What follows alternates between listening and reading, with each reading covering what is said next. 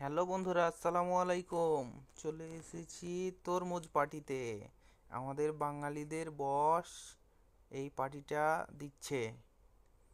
দেখেন, অনেক বড় একটা তরমুজ।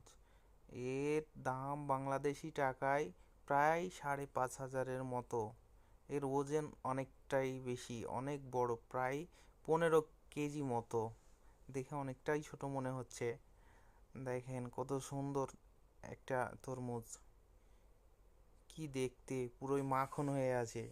রসমালাই আর রসকদমের দিন শেষ, এখন নতুন মাখন। দেখেন,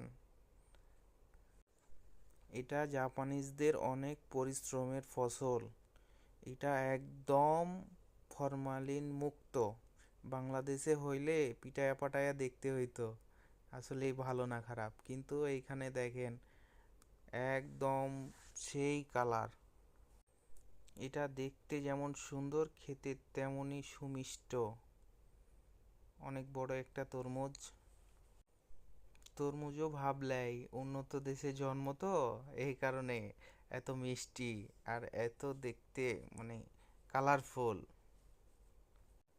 জাপানে তরমুজ খাওয়ার এটা আমার দ্বিতীয় অভিজ্ঞতা। আপনারা খেলে চলে আসেন, আপনাদের তরমুজের দাওয়াত রইল। ভালো থাকবেন, সুস্থ থাকবেন। আল্লাহ হাফেজ।